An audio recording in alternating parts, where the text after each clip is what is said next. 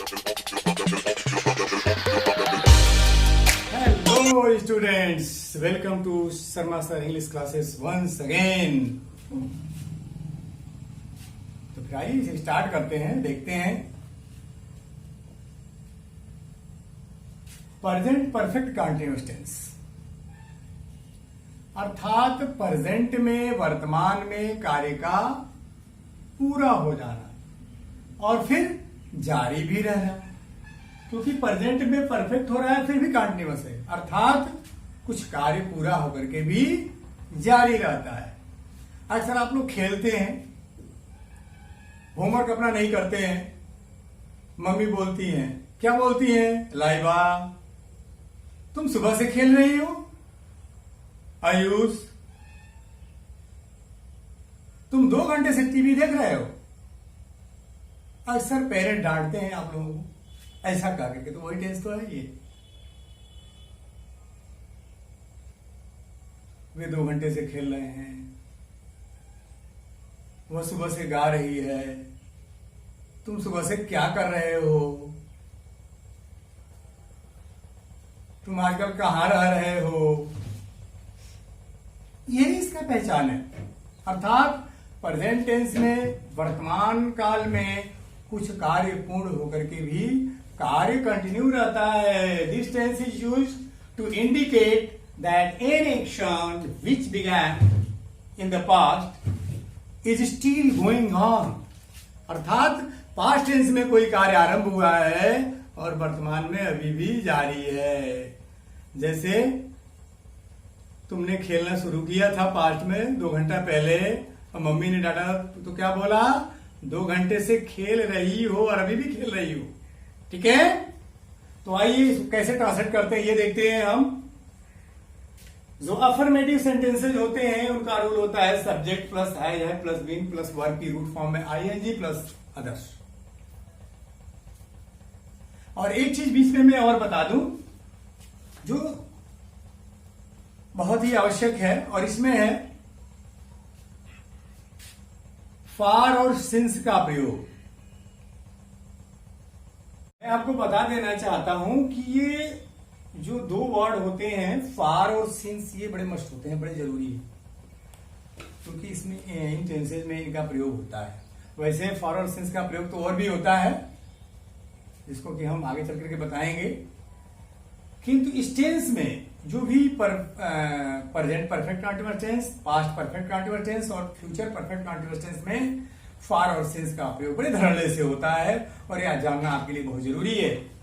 अब फार कहां लगाते हैं और सिंस का प्रयोग कहां करते हैं ये जानना भी बहुत जरूरी है, तभी आप इस टेंस के ट्रांसलेशन को कंप्लीट कर पाएंगे। तो फार को हम कहते हैं पीरियड ऑफ टाइम,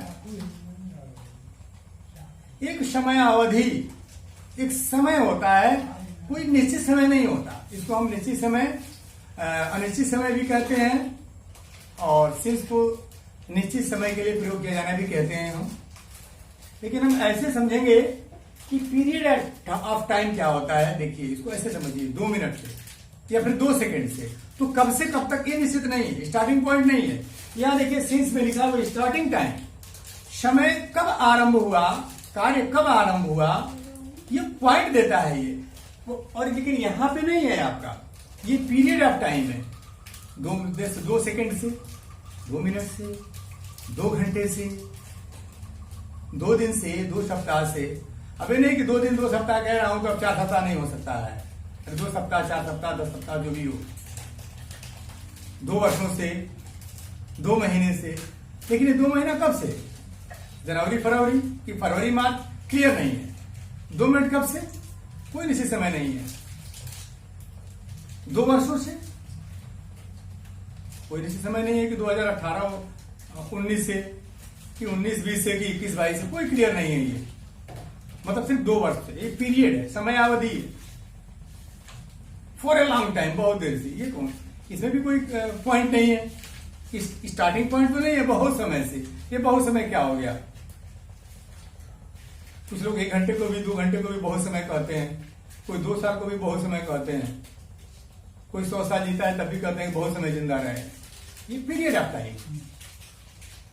लेकिन जो पॉइंट ऑफ टाइम होता है उसमें एक स्टार्टिंग पॉइंट होता है कि कब से कार्य आरंभ हुआ। जैसे सुबह से, तो सुबह का तो एक समय होता है ना, शाम से, 2 बजे से, दोपहर से, शनिवार से, रविवार से, जनवरी से, फरवरी से,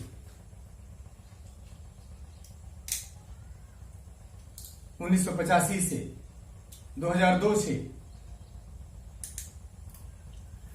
पिछले 2 घंटे से। यहां जब पिछले 2 घंटे से कहेंगे तो ये निश्चित हो गया, क्योंकि पिछला है ना, 2 घंटा बीत चुका है, तो ये पॉइंट है उसका। तो पिछले 2 घंटे से, पिछले 2 सप्ताह से, पिछले 2 महीने से यहां सच सेंस का प्रयोग होगा। लेकिन यही जब 2 सप्ताह कहेंगे और 2 महीने कहेंगे तो फार का प्रयोग होगा। तो ये होता है फॉरवर्ड सेंस का प्रयोग। इसके बाद से हम पॉइंट पे आते हैं। तो जैसा कि मैंने अभी बताया, जो अफर्मेटिव सेंटेंसेज होते हैं इनका रूल होता है सब्जेक्ट है प्लस बीन प्लस वर्ब की रूट फॉर्म में ING plus others. For example, वह सुबह से रो रही है। She has been weeping since morning. और वह 2 घंटे से खेल रहा है। He has been playing for 2 hours. और फॉर सिंस है इसमें, आपने देखा। निगेटिव रूल देखते हैं, जो निगेटिव सेंटेंसेस होते हैं उनको कैसे ट्रांसलेट करते हैं। रूल है subject plus has plus not plus been plus verb की रूट फॉर्म में आईएनजी प्लस अदर। मैंने अभी पिछले ही वीडियो में, चाहे जितने भी मैंने वीडियो बनाए उसमें आपको बताया है कि जो भी एक्सिलरी वर्ब होते हैं या हेल्पिंग वर्ब होते हैं उनके बाद नॉट लगा देते हैं, निगेटिव बन जाता है। चाहे वो है हो, डूडल हो, विल शैल हो, डिड हो, हैड हो, जो भी हो। तो इसमें हम हैज के बाद से नॉट लगा देते हैं।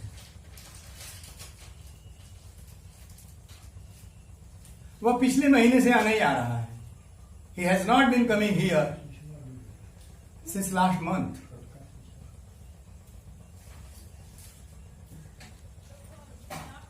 और वह 2 सप्ताह से आने ही आ रहा है। He has not been coming here for 2 weeks. Okay. अब नेक्स्ट रूल हम देखते हैं, इंटेरोगेटिव सेंटेंसेस, प्रश्नवाचक वाक्य। प्रश्नवाचक वाक्य के रूल्स क्या होते हैं, इसको हम फॉलो करेंगे।